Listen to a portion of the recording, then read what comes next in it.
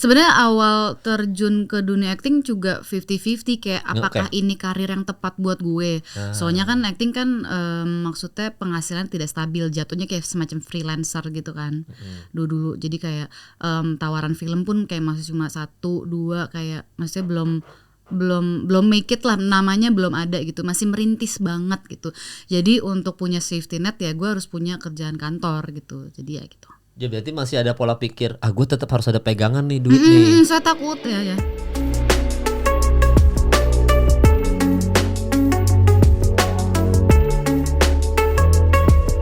Lu tuh bukannya sempat kerja kantoran gitu ya? Maksudnya kayak jadi desain grafis gitu kan? Dan sempat kerja di Bali bidang sosial media gitu ya? Betul. Masih sampai sekarang? Kalau desain grafis kayak masih ya? Enggak, udah enggak. Berarti udah totally stop aja? Full ya. Itu tahun berapa lu berhenti nggak jadi desain grafis lagi? Seingat saya sih 2019 atau 2020 kayaknya deh. Ya, dan memang ini gue juga pas ngelihat story hidup lo gitu ya. Ternyata lu tadinya pekerja bidang sosial media juga, sempat ditolak. Gali dan Ratna sempat ditolak kan, castingnya kan. Gila, itu menyesal nggak ya? Enggak sih, suara saya jelek.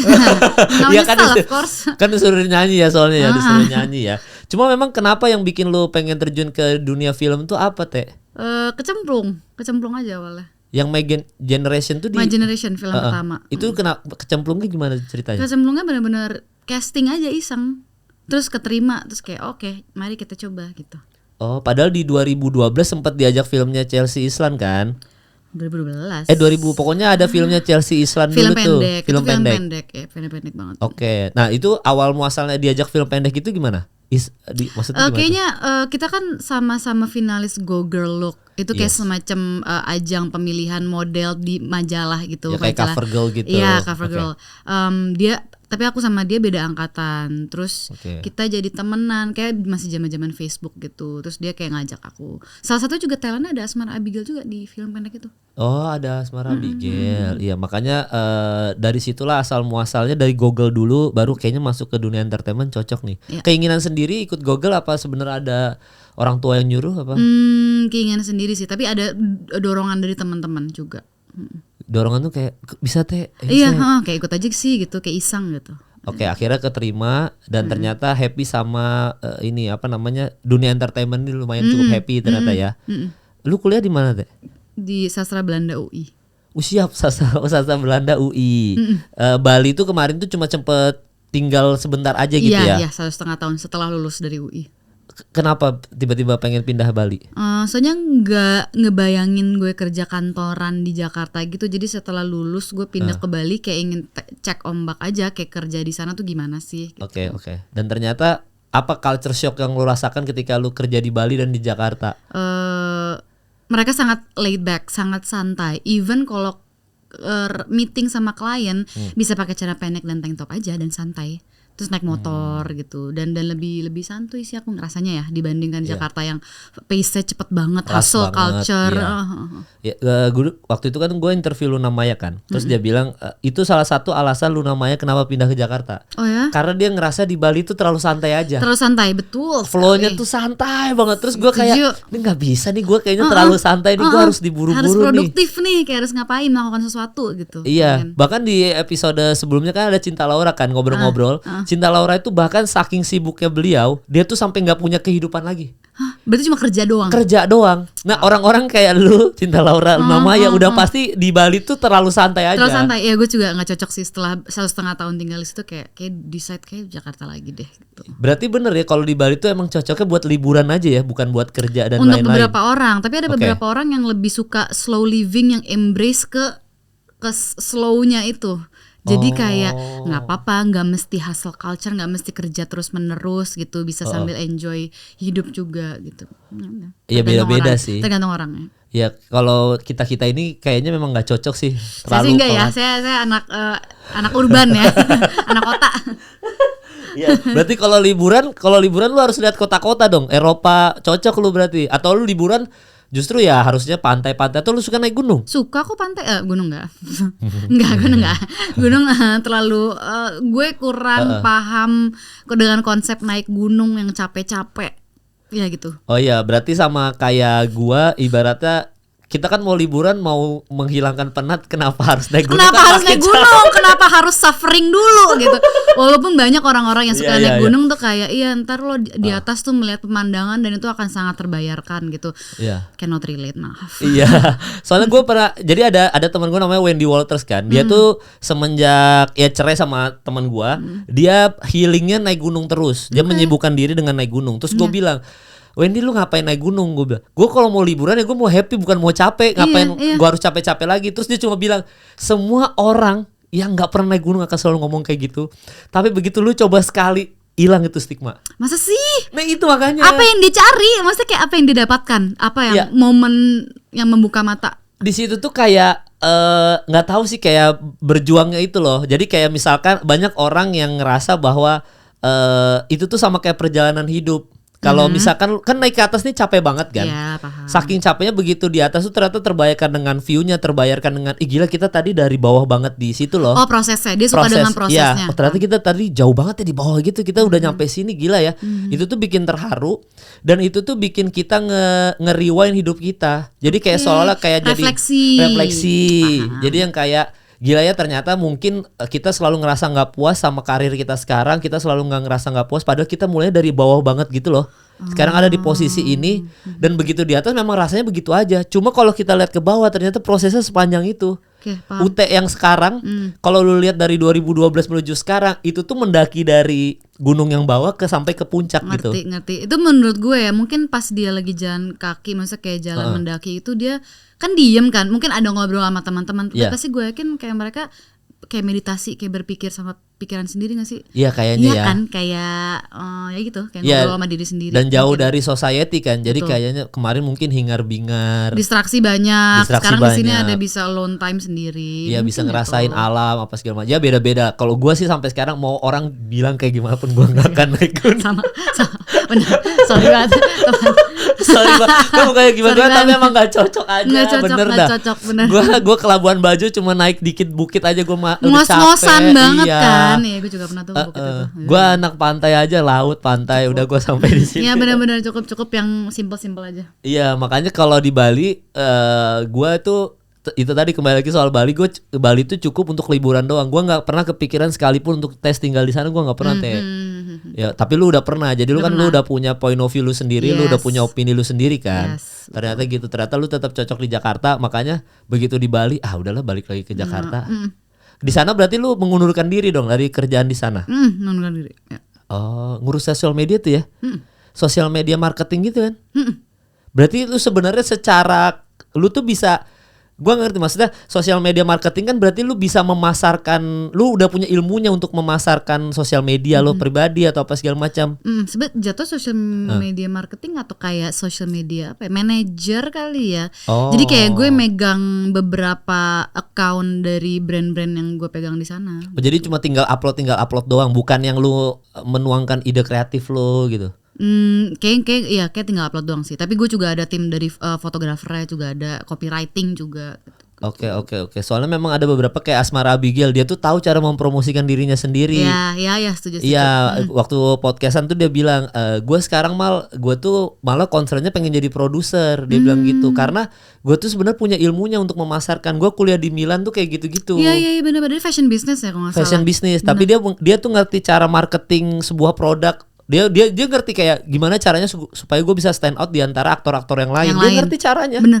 Dan beneran stand out kan. Bener banget, iya setuju. Itu ilmunya tuh, dia punya ilmu itu. Mas Angga juga punya ilmu marketing itu. Iya. Iya, makanya kalau misalkan nih gue selalu bilang, kalau Bang Joko, misalnya Joko Anwar tuh, gue kalau setiap kali interview beliau, gue selalu tahu Bang Joko tuh sangat detail soal karakter. Jadi kayak dia zodiaknya apa, lahir tahun berapa. Iya, ada background story-nya. Background story-nya tuh Bang Joko tuh jago banget. Nah kalau Mas Angga enggak, ini karakter bisa gue jual kemana ya maksudnya? Iya, visioner sih dia, lebih ke businessman. Iya, lebih ke bisnis. Menjualnya gimana? Maksudnya ini karakter, kalau gue ini gimana gue nanti cara marketingnya, ini gue harus kasih soundtrack kayak gimana. Dia lebih ahli soal itu kan. Nah yang kayak gitu-gitu gue mempelajari tuh. Iya, makanya pas gue lihat sosial media marketing, jangan-jangan lu Tesya ini juga ada cara untuk mempromosikan diri lu sendiri supaya lu bisa kayak sekarang gitu Teh. Tapi enggak sih, kalau misalnya gue sekolah marketing atau apa yang gue tahu menahu soal sosial media enggak terlalu sih sebenarnya. Oke. Belajar acting di mana? Otodidak loh. Otodidak. Otodidak. Berarti cuma nonton film, suka oh ini acting yang bagus tuh kayak gini. Iya. Apa yang bikin lo? Biasa tuh ada satu film yang bikin lo pengen terjun ke dunia acting atau itu ada nggak sih? Atau lu terlalu banyak nonton film sehingga nggak bisa ngefilter film mana yang bagus ya menurut gue ya gitu. Iya, banyak sih sebenarnya. Tapi zaman dulu tuh gue suka banget ya film-film box office trilogi aja kayak Lord of the Rings, Pirates of the Caribbean, Harry Potter gitu. Dan itu pas kecil ya suka banget kayak Twilight. Twilight jujur gue belum pernah nonton Twilight tuh seumur hidup. Oh enggak, jangan sih. Tapi gue kenapa? Orang jelek aja gitu. Tapi kepo sih, soalnya itu kayak culture sendiri, bener-bener kayak ya kayak cult gitu, fansnya banyak banget. Iya, The Matrix, berarti nonton dong. Matrix nonton. Trilogi gitu ya. Terus kayak Before Sunrise, Before Sunset. Pas SD tuh gue sering banget nonton bioskop. Sesuka itu, bisa hampir setiap hari, nggak setiap hari sih. Pokoknya kalau ada rilisan film baru, gue pasti tonton. Dan itu sama orang tua, diajak orang tua sendiri. Ya? Oh gitu. Tapi kadang-kadang sama orang tua juga. Oh soalnya lu memang dari kecil emang doyannya nonton ke bioskop ya? Lumayan, soalnya gue tinggal di daerah Menteng. Gue nonton di Megaria Metropol. Oh lu tinggalnya Menteng? Dulu. Pusat orang. Secara ekonomi bukan rakyat jelata dong berarti kan dong. Menteng banyak, ada Menteng Wadas, ada Menteng Ciliwung. Banyak, Menteng tuh besar. Oh iya, Menteng tuh besar ya. Menteng besar. Ya juga ada Menteng Wadas ya benar. Gue langsung oh iya benar. Iya kan? Oh iya ya. Jadi tinggal di Menteng, lu selalu nonton di Megaria. Betul. Oke. Kok nggak pengen kuliah di IKJ lu kalau udah di daerah situ, kenapa nggak pengen kuliah di IKJ? Oh enggak, soalnya gue itu di Menteng dari gue lahir sampai gue kelas 2 SMP. Abis itu gue pindah ke Bintaro, geng Tangsel. Oh baru udah hilang nih culture Jakarta Pusat iya, ini. Iya, Jakarta Pusat benar. Sama Ismail Marzuki dan kawan-kawan ini. Iya banget. Dan itu lu kenapa memutuskan akhirnya kuliahnya sastra Belanda? Awalnya kan gue pengen banget DKV. Tapi nggak masuk. Terus ya udah pilihannya antara DKV Trisakti atau sastra Belanda, sastra Belanda UI. Jadi ambil UI. Belanda aja. Belajar sastra Belanda tuh kayak gimana berarti? Belajar bahasanya aja kurang lebih ya? Belajar bahasanya, sosioekonominya, linguistiknya, sejarahnya, terus hubungan Indonesia, Hindia Belanda, sejarah-sejarah. Pas kita dijajah dulu kan ada sastra-sastra juga kan, kayak banyak banget macam-macam. Nah dan itu soal sastra Belanda itu berarti kalau udah lulus biasa kerjanya apa sih? Kedubes gitu ya? Kedutaan besar, translator gitu-gitu macam-macam. Bisa dong bahasa Belanda berarti? Sedikit. Ya kan cuma 3,5 tahun belajar. Ya belum banyak. Ya kan, kayak lu bayangin anak kecil diajarin bahasa Inggris cuma 3,5 tahun. Paling yes, how are you, 1, 2, 3 gitu. Iya, jadi cuma bisa sedikit. Tapi sejarah-sejarah. Tapi lulus ya berarti ya? Lulus alhamdulillah. Alhamdulillah lulus ya. Memang itu sih. Makanya gue pas lihat sejarah hidup lu tuh menarik banget, tiba-tiba sastra Belanda. Terus habis itu ada pernah pindah ke Bali. Asli random sih lumayan. Dan tiba-tiba desain grafis juga kan? Iya. Karena lu suka gambar gitu atau sebenarnya berusaha untuk suka gambar, tapi kayak tidak punya talentanya ya, kayaknya nggak terlalu jago. Jadi gue lebih ke fotografi sama desain grafis gitu. Oke, yang pekerjaan desain grafis sebelumnya tuh lu apa? Yang lu kerjain apa? Rumah kah? Apakah? Lebih ke Instagram planning. Dulu kan fashion brand tuh punya Instagram, terus kayak nggak cuma nge-upload foto doang, tapi kayak ada template-nya gimana gitu. Oh itu lu ahli tuh kayak gitu-gitu ya? Lumayan, ya. Wih gila. Sahabat gue Adobe Illustrator, ada Photoshop. Gue juga ngedit foto juga. Bos gue fotografer, jadi gue bantuin edit fotonya gitu. Iya, dan diselingin dengan acting tuh ya. Waktu pada saat masih kerja. Berapa tahun kerja desain grafis berarti Teh? Kayaknya sekitar, seinget saya sih 2 tahun 3 tahun. Dan itu lagi di film apa tuh? Sebelum Iblis Menjemput tuh di situ. Timelinenya. Pas sebelum Iblis Menjemput itu ketika gue resign. Oh itu udah resign. Iya, jadi pas My Generation, Ambu sama Bebas itu gue masih ngantor. Oh itu Bebas masih ngantor tuh? Masih ngantor ya. Oh, tapi gue izin. Oke. Bebas bagus tuh Bebas. Maizura. Iya, gue nonton tuh Mbak Mira Lesmana tuh. Oh gitu. Jadi pas Bebas tuh sebenarnya masih kerja. Cuma dari situ nyadar kalau kayaknya udah gue bisa full time ini ya. Karena memang lu ada saudara, sorry. Ada. Lu anak keberapa? Tengah. Oh, dan gua kira lu tulang punggung keluarga gitu, makanya lu udah yang kayak gua bisa deh nyari duit sini atau enggak. Sebenarnya lu berkecukupan aja secara ekonomi ya di rumah ya. Kebetulan punya privilege untuk tidak menjadi generation sandwich ya, jadi istilahnya. Jadi alhamdulillah bisa ada di posisi itu. Yes, dan begitu nyadar kayaknya desain grafis nih belum gua banget, akhirnya lu memutuskan untuk full time jadi aktor gitu ya. Sebenarnya awal terjun ke dunia acting juga 50-50 kayak apakah ini karir yang tepat buat gue. Soalnya kan acting kan maksudnya penghasilan tidak stabil, jatuhnya kayak semacam freelancer gitu kan. Dulu jadi kayak tawaran film pun kayak masih cuma 1-2, kayak maksudnya belum make it lah, namanya belum ada gitu, masih merintis banget gitu. Jadi untuk punya safety net ya gue harus punya kerjaan kantor gitu. Jadi ya gitu. Ya berarti masih ada pola pikir, gue tetap harus ada pegangan nih duit nih. Saya takut ya. Iya ya. Nah yang gue salut sama lu itu tuh maksudnya gue kan termasuk yang cukup ngefans dengan acting lu lah. Gitu. Karena beberapa film lu tuh gue kan sama anak-anak juga sering bikin film kan. Maksudnya beberapa kali bikin film. Gue tuh selalu bilang kayak suatu hari gue harus syuting bareng Lutecia. Gue selalu ngomong kayak gitu. Ayo. Harus ada. Nah dan gue tuh kemarin tuh ini lagi ada mau ngerjain film juga jadi sutradara sama anak-anak stand up yang lain gitu. Di list gua itu ada nama lo, gua langsung ada langsung gua masukin. Cuma kan lu memang ada syuting juga di bulan-bulan Desember dan ini memang ada kerjaan aja gitu. Tapi di list itu ada nama lo, ada Yunita Siregar ada nama lo juga.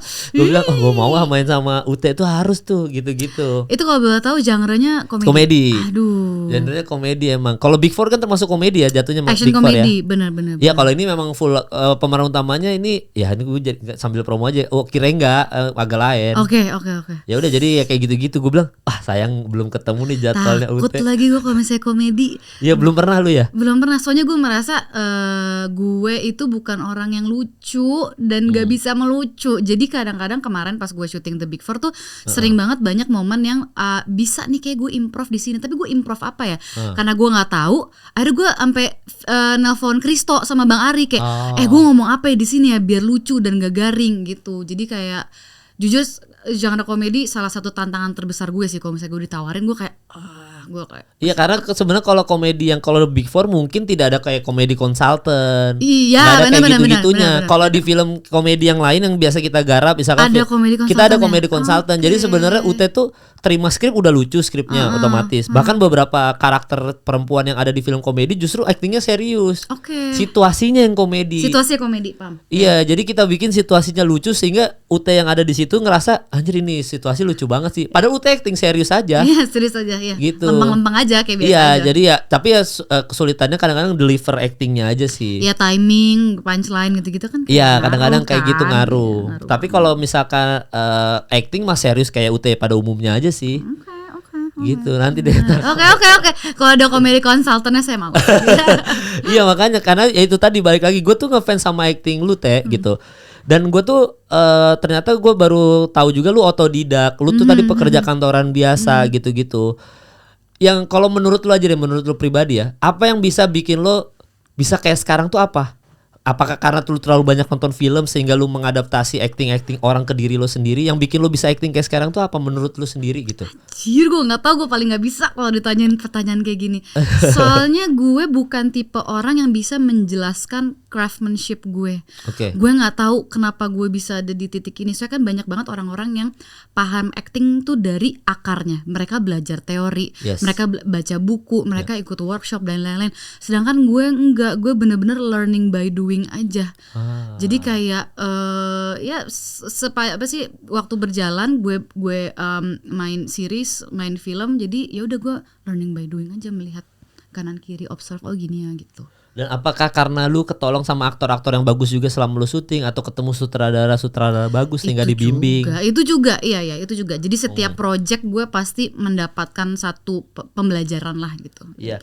Dan gue tuh percaya banget ya, maksudnya aktor yang baik itu sebenarnya tuh secara kehidupan dan secara pendidikan tuh bagus gitu.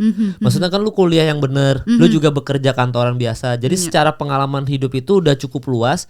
Jadi ketika lu dikasih skrip, mungkin lu punya perbendaharaan emosi yang banyak ketika lu bekerja kemarin-kemarin ketimbang orang yang misalkan let's say dia masih SMA sudah acting gitu. Jadi kan perbendaharaan emosinya dikit. Tapi kalau orang itu masih SMA tapi dia sudah makan asam garam hidup, itu beda. Itu beda. Iya kan? Kalau dia hidupnya sulit dia struggle. Iya, kayak mungkin udah kerja apa dari kecil gitu kan. Iya benar, itu beda banget. Itu sama kayak musisi sebenarnya, Teh. Musisi itu kalau pas lagi hidupnya lagi susah, itu pasti bikin lagu hit semua. Inspirasi. Iya. Tapi begitu mereka udah tahu duit, udah tahu perempuan, mungkin musisi rockstar, udah tahu minum-minuman alkohol, biasanya karyanya makin segini makin jelek tuh. Makin jelek.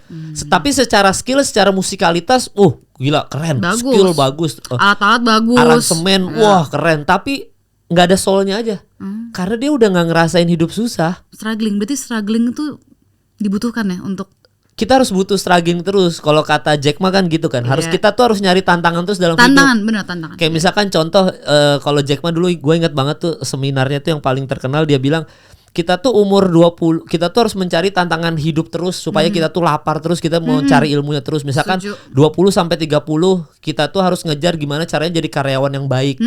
Jadi tantangan kita gimana jadi karyawan yang baik ya. 30 sampai 40 kita harus belajar gimana kita jadi manajer.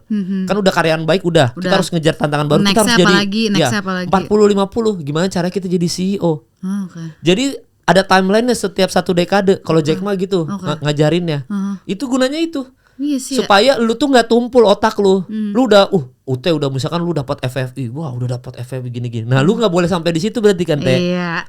Kalau enggak nanti kok UT makin kesini actingnya jelek sih gitu, Teh. Iya, kayak udah end game-nya atau goalnya tuh udah ke checklist, terus apalagi abis itu. Iya, makanya kadang-kadang lu butuh tuh kayaknya gua harus tinggal menyendiri di Rusia. Wow. Spesifik sekali ya. Ya misalkan karena lu biar dapat pengalaman hidup baru lagi, lu dapat struggle lagi, lu jadi orang biasa lagi di luar negeri, lu balik ke sini. Nah kayak gitu-gitu. Sayangnya mungkin lu kalau posisi sekarang lu masih posisi lagi haus sama dunia acting kan? Iya, sekarang sih ya. Bukan posisi yang karena lu sekarang lagi 30 tahun bener ya? Sekitaran segitu, jadi masih in prime-nya nih. Iya, betul. Nah kalau lu sekarang nih lagi di hidup lu lagi di titik mana, Teh, sebenarnya dengan lu pencapaian lu di dunia film sampai sekarang ini lagi di titik mana lu? Titik apa ya? Lagi kerja aja terus gitu sih. Aja ya. Saking ya cukup sibuk, jadi kadang-kadang nggak ada waktu buat diri sendiri gitu loh. Oke. Lumayan kerja mulu, nggak ada jeda ya gitu. Lu me time-nya apa berarti selama ini? Nonton Netflix. Nah, jadi justru di rumah itu kalau lu lagi me time, lu tidur dan nonton aja sebenarnya gitu-gitu, nggak kayak liburan. Brain rot day. Iya benar. Bener-bener cuma buka HP, TikTok, nonton Netflix. Ya kadang-kadang butuh liburan juga, tapi gue bukan tipe yang oke, bulan Desember kita akan kemana gitu. Nggak planning kayak gitu. Enggak. Dan itu untuk lu recharge lagi cukup dengan kegiatan lu sehari-hari itu ya? Di rumah nggak ngapa-ngapain. Gitu juga, simple juga ya. Emang harus apa di otak lo kayak waktu me time? Kalau gue ya me time udah pasti family time lah, maksudnya kan mungkin kalau kerja sehari-hari ketemu anak atau enggak ketemu istri kan jarang lah ya. Maksudnya kita lebih banyak di luar. Jadi kalau ketemu istri ya gue pengennya jalan-jalan aja sih. Maksudnya ngapain aja, maksudnya gue ajak makan atau enggak gue ngajak liburan. Kayak dia pengen ke Korea. Kayak film lu ini gila ya. Bridging-nya mantap. Luar biasa tuh. Suka nih. Smooth banget ya. Karena emang baru liburan dari Korea ya. Jadi karena memang bini gue tuh fans Korea banget. Dia fans Korea. Dia K-pop banget, drakor juga. Bahkan gua tuh ngefans sama Korea itu semenjak Covid doang, nonton drakor kan. Gara-gara nonton drakor. Iya, gara-gara nonton drakor jadi pengen ke Korea. Karena Korea Selatan jujur aja bukan destinasi utama gua. Gua nggak pernah kepikiran. Sama banget. Cuma nggak kepikiran. Kalau Jepang oke lah, gua suka anime, gua suka makanannya enak-enak. Iya, makanan enak-enak. Korea tuh gua nggak kepikiran sama sekali. Jadi gua ngomong ke istri gua, ya udah nih aku ada waktu libur, kamu mau kemana? Langsung di list kepalanya langsung gue pengen ke Korea Selatan, dia bilang gitu. Oh ya udah oke, kalau gitu kita nyari trip ke Korea aja gitu. Nah gitu healing gue kayak gitu, nge-treat keluarga sih jatuhnya sih. Kalau dulu waktu bujangan emang healing gue tuh cukup gue nonton Netflix juga di rumah. Iya kan, sendirian aja kan di rumah. Iya, karena nonton series itu, apalagi series yang sedih tentang kehidupan misalnya gitu ya, bikin gue bersyukur aja kayak ternyata hidup karakter utama di film lebih menjadikan. Lebih parah sih. Ya. Alhamdulillah gue masih posisi sekarang. Belajar bersyukur. Gitu doang, apalagi zaman Covid. Tapi semenjak ada keluarga, healing gue ya itu ngajak keluarga jalan-jalan. Nah kalau lu sejauh ini itu aja masih so far masih itu aja sih. Masih itu ya. Di tapi rumah. perlu pecinta drakor. Berusaha untuk nonton drakor. berusaha ya. Ya karena ya ini si Cinta Tasinda drama Korea ini Mbak Meira sutradaranya ngasih referensi ke kita. Kayak ini loh drakor-drakor yang aku pengen achieve si visualnya atau gimana gitu. Apa yang dikasih sama ini fakta menarik ya. Temera kalau salah mohon maaf. Tapi Temera itu juga baru suka drakor pas Covid. Iya, setahu aku juga. Iya, jadi di era gua nonton itu, nonton di 2020 tuh nonton semua drakor, Temera juga baru mulai. Bahkan gue cerita ke Ernest, gue tuh sama Mera sama-sama baru suka drakor semenjak Covid. Jadi gue suka nontonin feednya dia, suka lihat dia nonton drakor apa, ya, review apa. Ya, kayak gitu. Nah, dia ngasih referensi apa waktu film ini? Salah satunya itu True Beauty, dan aku baca juga line webtoonnya, kan ada komiknya kan. Ya, jadi aku baca. Nonton aslinya nggak? Maksudnya nonton drakornya nggak? Bagus banget. Nonton nih ya. Oke. Oh, dia True Beauty banget ya. Oh, makanya ada 2 karakter nih sama nih. Oh iya deng, ya. Iya, diinjar satu cewek. Walaupun kalau True Beauty kan ceritanya jelek nih ceweknya. Dia dandan baru jadi cakep kan. Ya kalau yang si jatuh apa? Coba Cinta Tak Seindah Drama Korea. Cinta Tak Seindah Drama Korea. Panjang banget ya. Cinta Tak Seindah Drama Korea ini garis besarnya gimana emang? Jadi garis besarnya si karakter aku namanya Dea. Dia ini punya pacar yang udah lama, Bimo namanya, diperankan oleh Ganindra Bimo. Mereka ini cukup serius lah pacarannya.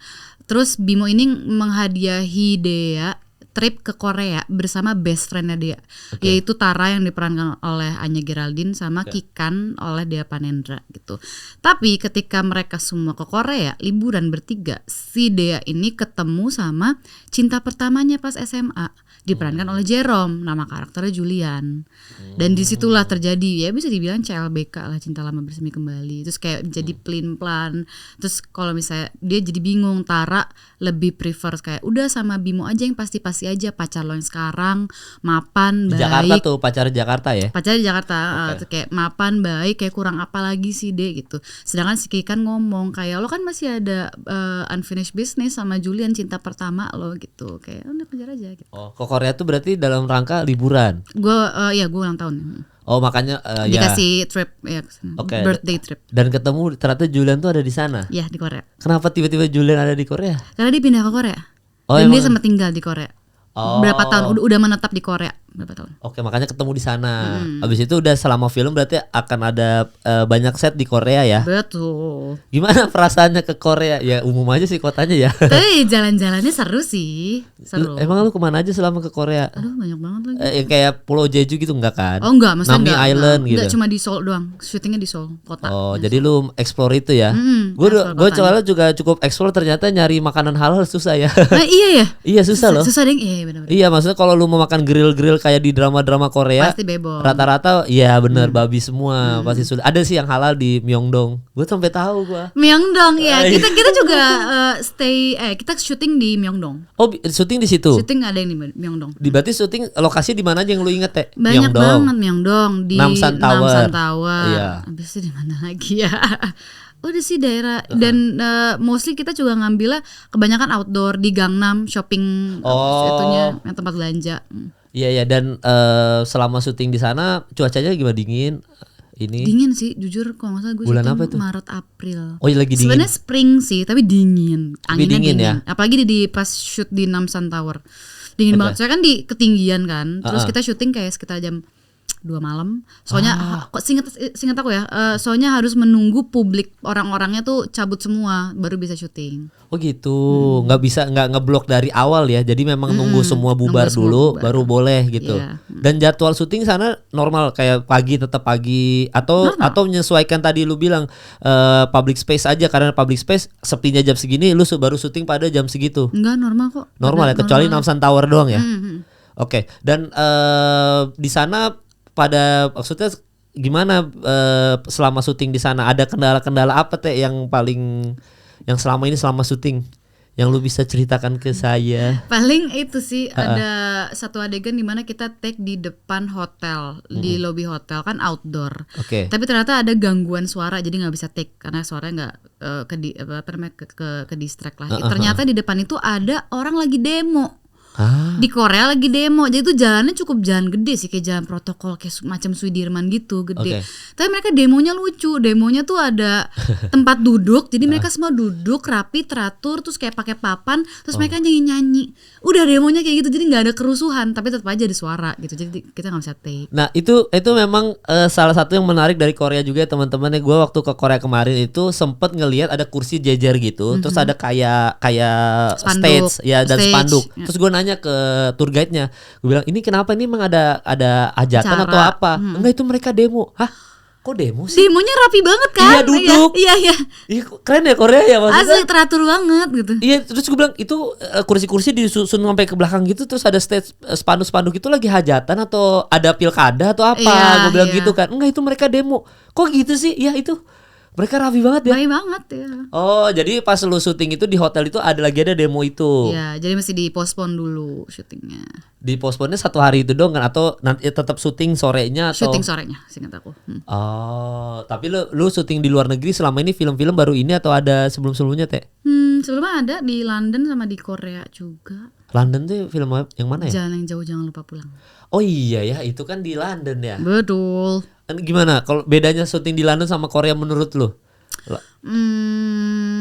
Mungkin karena ini yang CTSDK itu emang aim untuk lokasinya yang sering muncul di drakor-drakor kayak Namsan Tower yang terkenal gitu. Sedangkan yang Jejelep konsepnya nggak mau kayak gitu. Kalau yang Jejelep sih lebih ke neighborhood yang jarang turis-turis lihat gitu. Jadi kayak tempat-tempat hidden gem terpencil. Jadi lebih nggak crowded ya kalau yang London ya. Iya benar. Ya kalau yang Korea ini crowded. Crowded lumayan. Ada orang nonton gitu nggak sih kalau di Korea? Ada banyak. Ngintip kita itu ada. Banyak ngintip kayak nanya gitu, ini ada apa syuting gitu. Bahkan aku ingat kita take di Angguk Station karena lagi peak hour, maksudnya jamnya orang kerja atau pulang kerja. Jadi kita mesti nunggu orang-orang. Adegannya tuh ngetap kayak Imani gitu loh buat masuk stasiunnya gitu. Jadi mesti nunggu orang-orang lewat, standby. Oke, udah sepi, action baru gitu. Oh biar biar pas timingnya kosong gitu. Soalnya nggak di blok ya tempatnya nggak di blok. Oh, public space banget ya ternyata. Mayan. Oh, dan ternyata orang sana tetap kayak kita ngeliat gitu ya. Tetep. Tapi ya banyak juga yang cuek. Oke. Nah kalau lu film ini kenapa lu mau ambil, Teh? Karena Ernest yang nawarin langsung. Iya, sama Mbak Meira, cerita juga menarik, sama salah satu cita-cita gue adalah itu main film romcom. Oh, belum pernah. Belum pernah. Lah bebas kan romcom. Jatuhnya ya? Apa bebas tuh drama aja ya? Drama deh kayaknya. Drama. Kan romance ya? Oh iya benar. Romance subplot. Iya benar. Tapi ini pertemanan ini. Iya, CTSDK tuh main plotnya tentang cinta ini si romance-nya. Oh, jadi tetap ada komedinya sebenarnya di film ini ya. Tapi komedinya bukan yang emang ada komedi konsultan itu, lebih kayak ke situasi komedi sih, lucu-lucu aja, gemes-gemesan gitu. Oh, karena kembali lagi ya tetap Temera dan ini imaginary lebih kuat di komedi, makanya tetap kayak gitu ya. Dan itu makanya lu mau ambil kerjaan ini karena ini romcom, terus habis itu ya imaginary juga. Drama sih, saya agak takut ngomong ini. Iya. Tapi ya mungkin romance drama ya. Yes. Iya. Jadi tetap ada mungkin komedinya tuh bukan komedi yang tebel tapi komedi yang lucu-lucuan doang. Lucu-lucu gemes-gemes gitu ya. Iya, dan sebenarnya gue sempat dapat bocoran sedikit kalau film ini juga katanya ini menurut orang-orang yang bocoran dikit, ini pertama kali film yang akhirnya ada second lead syndrome gitu. Jadi dua-duanya tuh mungkin penonton tuh bisa suka sama Bimonya, tapi tetap respect juga sama Jerome-nya. Banget. Kayak gitu-gitu. Emang model filmnya kayak gitu nanti ya? Soalnya emang udah dibikin dari awal tuh strateginya pasti akan ada tim ini. Iya, tim Dejun sama Debim, Dea Julian sama Dea Bimo gitu. Oh, dibikin promonya seperti itu. Oh, kalau lu pribadi milihnya siapa? Kalau misalnya sekarang ya di titik ini baru nonton trailernya, soalnya aku juga belum nonton film sendiri. Oh, belum ya, oke. Tapi ngeliat trailernya Dea Bimo. Oh gitu. Kenapa? Gue ya itu anaknya lurus-lurus aja, kayak ya gue sama pacar gue yang sekarang yang udah mapan, udah pengen nikah, gue nggak mau ngeliat ke masa lalu gue lagi gitu. Tapi memang kalau misalkan di film, kembali lagi soal Korea ini, kalau misalkan lu kan kalau ngambil film lumayan cukup pilih-pilih nggak, Teh, sebenarnya? Lumayan film. Jadi apa bedanya film ini sama film lu sebelum-sebelumnya? Yang lu tawarkan bedanya actingnya lu, apa yang lu bedain dari film-film sebelumnya gitu? approach-nya terhadap Korean drama. Mungkin yang sebelum-sebelumnya film Indonesia yang pendekatannya beberapa ada yang cukup realis gitu. Sedangkan di sini Mbak Mira pengennya kayak beneran kayak Korean drama gitu. Jadi yang banyak momen yang emang sengaja dilama-lamain, dihayati gitu. Oh jadi secara treatment drakor banget ya? Drakor banget. Jadi kalau misalkan penonton-nonton nih berapa 5 Desember? 5 Desember. Penonton-nonton di 5 Desember di bioskop nih akan ngerasa vibes-nya drakor tapi film Indonesia. Film Indonesia. Setuju. Oh gitu, kurang lebih gitu. Iya. Oh beda sih, berarti sama film lu sebelumnya jauh beda banget. Karena memang treatment drakor tuh beda banget sih. Gua kan mau ngedirect film kan. Karena gua kemarin-kemarin banyak drakor, gua nonton drakor, gua tuh baru nyadar treatment drakor tuh beda banget sama film kita. Beda dari ambilan shotnya, dari dialog panjang aja berapa shot. Treatmentnya beda-beda. Oh, berarti akan banyak dialog-dialog panjang berdua gitu, tapi shotnya angle-nya beda-beda gitu, mungkin kurang lebih gitu ya. Sama yang dilama-lamain, yang biar romance gimana gitu. Iya. Pandang-pandangan. Gitu. Oh ada gitu-gitunya ada di trailer kan? Iya semoga nggak cringe aja ya. Kalau pas di filmnya nonton full tapi ya. Tapi kalau misalnya cringe nggak apa-apa. Emang itu esensinya yang pengen kita kejar. Kayak gitu, gemes-gemes gitu. Kayak apa sih gemes gitu. Jadi kita nggak menolak ya, semoga nggak cringe ya. Enggak, kalau misalnya emang cringe ya udah gitu. Emang itu yang dikejar. Itu yang dikejar. Dan lu nyadar itu pas syuting ya bodo amat. Asik gue syuting sama Jerome ketawa-tawa gitu kayak lihat-lihatan kayak gitu, jadi setiap cut kayak lu mah gitu. Iya tapi udah tahan. Iya tahan. Teh merah kok nggak ngekat. Iya nggak nih lama banget nih. Aduh udah biarin dulu dah gitu. Iya. Oh baru habis itu pas cut ini ya. Nah itu tuh ditunggu tuh momen-momen bloopersnya harusnya ada bloopersnya ya, lucu. Iya semoga ditayangin sama Visinema lagi Imaginary ya. Makanya kalau udah ditayangin biasanya mungkin ada tuh nahan ketawa. Pasti banyak. Karena bete banget pasti ditahan. Aduh lama lagi. Asli. Gue tuh harus pandang-pandangan. Awkward. Iya. Tapi kalau aktor sejauh ini yang paling lu paling nyaman acting bareng sama siapa aja Teh? Kalau yang cowok ya berarti ya jatuhnya cowok. Selain Jerome tadi kan Jerome kayaknya lu ada beberapa project sama Jerome kan. Ada siapa lagi yang lu sejauh ini nyaman banget? Banyak ada ya? Jerome, Ciko udah 3 film, ya, Ciko Kurniawan. Ya. Teman-teman sendiri sih. Kalau list yang belum kesampaian tapi lu pengen banget, sutradara dan juga aktor. Aduh, sutradara banyak banget lagi. Siapa aja? Mbak Kamila Andini. Oh iyalah. Gina Esnur, iya. Joko Anwar, siapa lagi? Oh Bang Joko belum pernah ya? Belum pernah deh. Itu kan Timo ya? Timo. Iya Bang Timo. Oke. Banyak. Banyak. Kalau aktor, list aktor belum ada? Nggak kepikiran. Belum kepikiran. Siapapun main ya sikat aja lah ya. Ya mau itu komedian apa segala macam sikat aja ya. Oh gitu. Wah mantep nih Ute nih. Luar biasa nih. Enggak memang gua tuh dari kemarin tuh selalu bilang gue pengen interview Ute dong, soalnya aneh banget perjalanan hidup ini. Aneh banget ya. Tiba-tiba mau ditanya-tanyain nih. Tuh kan pertanyaan aja dari Ferry Alfiandi aja, kalau Tesya gimana caranya bisa acting keren terus dan filmnya laku terus yang diperanin? Buset. Alhamdulillah jujur film laku. Kayak film saya yang di atas 1 juta baru 1 atau 2 film deh. Iya tapi memang selalu film lu yang keluar itu film-film yang diomongin kayak most anticipated film kayak gitu-gitu.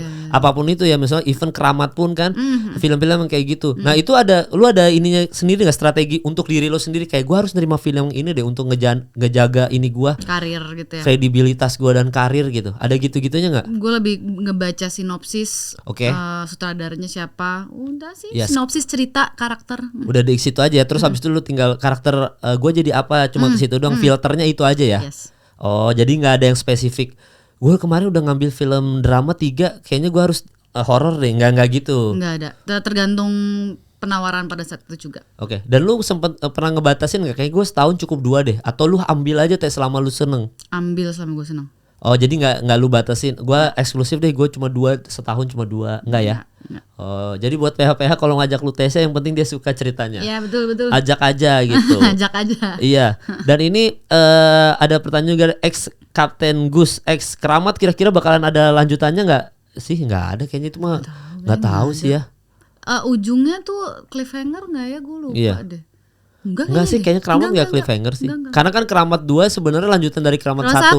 Benar. Kalau yang ada Keanu kan itu yang Keramat ini kan, tapi Keramat 1 emang fansnya gila sih. Itu cult movie sih, definisi cult movie sih. Semua orang senang, bahkan ada beberapa teman gue yang pas SD atau SMP nobar Keramat di ruang kelas. Iya. Terus mereka ngira ini tuh rekaman beneran. Orang beneran yang ditemuin gitu. Jadi saking real, soalnya kan found footage kan genrenya. Iya, dan gue awalnya juga cerita waktu zaman sekolah, enggak ini beneran nih. Tapi ya begitu kan? ada Poppy Sofia, mah ini mah syuting. Iya, ini mah syuting. Iya, ada aktrisnya. Ada aktris, mah ini mah syuting gitu. Sama kalau di Korea ada yang terkenal banget namanya Gonjiam House.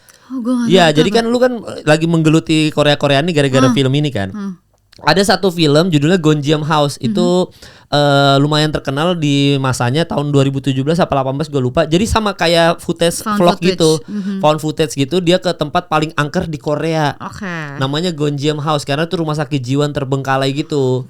Nah, gue jujur aja nih dari dalam hati nih, bukan menjelekan fansnya Korea juga ya. Gue lebih suka Keramat loh yang pertama. Oh ya? Lebih ya ketika kesurupan itu yang si pemeran utamanya kesurup. Wah anjir itu kan. Itu karena deket sama kultur kita gak sih? Ya kayaknya ya. Keramat, maksudnya kayak ada gamelan, ada Jawa-Jawanya. Iya, terus gitu. Transisi dia berubah dari dari dia normal tiba-tiba kesurupan itu kan. Iya. Tatapan matanya si karakter utama itu serem banget tuh yang Keramat 1. Migi, nama pemainnya. Iya, Kamigi ya namanya. Itu serem banget. Bagus sih. Banget, serem. Sampai sekarang gue itu tuh menghantui gue, makanya pas ada Keramat 2, wah gue itu langsung seru nih. Ya seru nih gitu. Tapi kita nggak tahu lanjutannya gimana ya, itu segala macam ya.